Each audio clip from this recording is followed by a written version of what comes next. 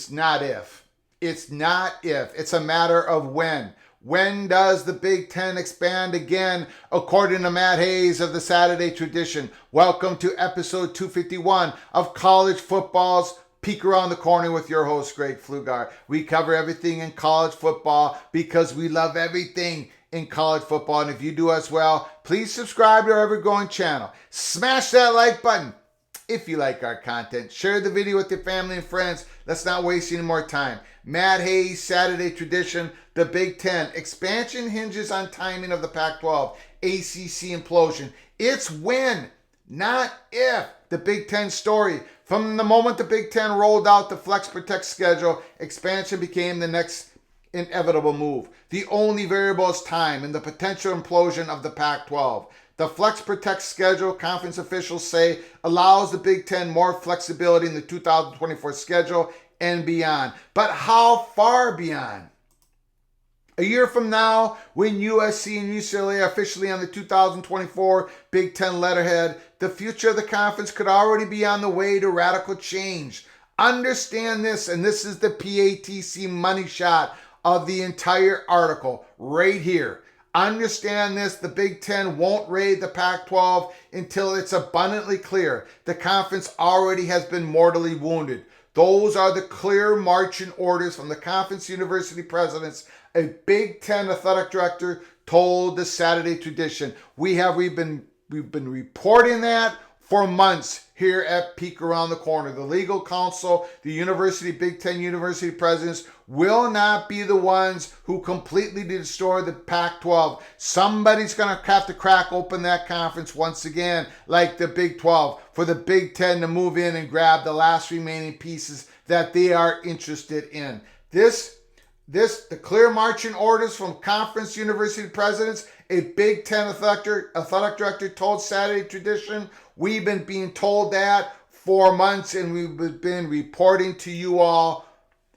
In other words, back to the article, the Big Ten won't be the reason the Pac-12 falls apart, but it will pick up pieces when it does. That means the Pac-12 Commissioner George Kliavkoff wields a heavy hand in the future of college sports. Can he find a television and or streaming partners to pay enough for a multi-year media rights deal that will hold together the current 10 members of the Pac-12? That has yet to be decided. We're all waiting on that. Kliavkoff has blown through at least 2 soft deadlines without a specific deal for the Pac-12 presidents. Meanwhile, the Big 12 has its sights on the 4 corner schools: Colorado, Utah, Arizona State. Colorado Athletic Director Rich George says the university will do what's right for Colorado. Arizona President Robert Robbins told Sports Illustrated he hopes the Pac-12 media rights deal would be good enough to keep us together. Silent, impatient, or public hedging, it has been an uneasy summer in the Pac-12. If the new media rights deal isn't good enough, in Robbins' words, to keep the Pac-12 together, the first to move will likely be Colorado. Once again, at Peek Around the Corner, we've had Colorado sitting on the center of the stage, all to themselves. We believe if anybody moves from the Pac-12 to the Big 12, the first one to move will be Colorado. After that, it may look a whole lot like free player movement, orchestrated by the NCAA not so long ago. That's where the Big Ten comes into play under this scenario. The TV market isn't the answer. The dynamics and logistics of the USC-UCLA editions go far beyond football. Travel problems aren't limited to football, and more importantly, aren't limited to just USC and UCLA. The rest of the Big Ten's travel schedule in multiple sports, which is widely overlooked by former Commissioner Kevin Warren, will be impacted too. So will the academic schedules of the student athletes over all sports. The answer isn't the Flex Protect schedule. It's more schools on the West Coast in the Big Ten. The difference with expansion this time around, opposed to expansion of a decade ago, is television market. When the Big Ten added Rutgers in Maryland, the big draw was New York City and Washington, D.C., Northern Virginia television markets. This time around, it's all about the properties and football potential. Television markets aren't as important because of streaming platforms and viewership moving away from cable. We at PATC do believe television markets are still important, but we also agree they're not as important as the last time around in expansion, in realignment. More than anything, it's about the new playoff that begins in 2024. We at PATC believe more than anything, it's about the playoffs starting in 2026. Back to the article. A 12-team format bill to benefit those conferences who can qualify the most teams. The distribution specifics for the estimated $1.5 billion annual payout are still being negotiated, but it will likely be system based on units. The more teams in the playoff, the more units, the more money earned. Translation, the Big Ten wants football playing schools with a strong history and investment in facility and academic in the sport. That leaves a specific group of schools on the radar, according to Matt Hayes, the candidates. This group of potential candidates, expansion candidates for the Big Ten, begins with the caveat. Once again, the Pac-12 must be destabilized before the Big Ten makes a move.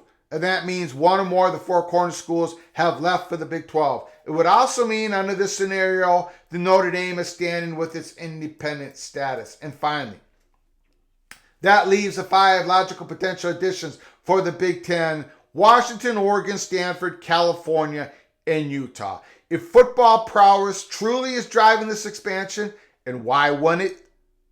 Oregon, Utah, and Washington are the three best options. But that doesn't mean academic standing won't come into play, especially considering Stanford and Cal have been part of the Big Ten expansion scenario since Warren initially went after USC and UCLA, after it was clear that Notre Dame wouldn't join. You can read the rest of the article in the link provided.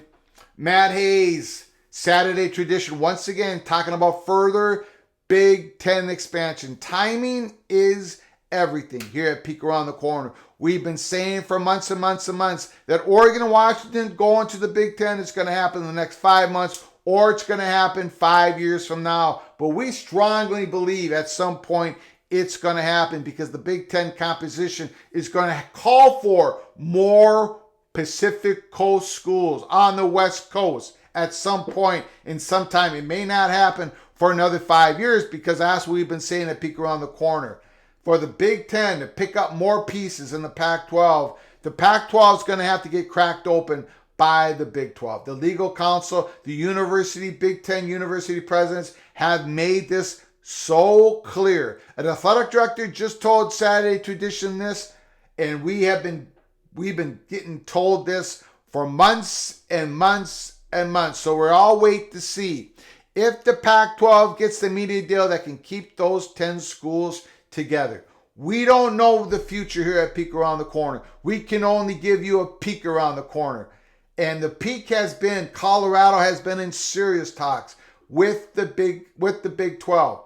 It's been happening for months. It got real serious in May. May 7th, there was an in-person meeting. We gave you a peek on that before it happened. May 24th, there was an important internal meeting in Boulder, Colorado. And May 31st, there was an important meeting out in California when it comes to the big well donors of the University of Colorado and the leadership. Here at Peek Around the Corner, we have been following this story. We've been working hard on this story. We've been giving you the peek around the corner as best we can, and we have been telling no lies. For those who keep saying that there are no serious talks between the four corner schools and the Big 12 conference, I don't know what else we could possibly say. Or anyone else, Pete Thamel, all of them. None of them have been telling lies. They've all been telling you all the truth as best as they can. We've been doing the same here at Peek Around the Corner. We know we are not for everybody. We may not be for anybody. But we can tell you this. We've been giving you our best effort in giving you the information as quick as we can in a way that we hope it's entertaining and informative. So stick with us. Hang with us here at Peek Around the Corner as we continue to follow this Big 12 and Pac-12 saga. In the Big 10, at some point, it's going to pick up a few more schools out on the Pacific Coast. Timing is everything. Until next time.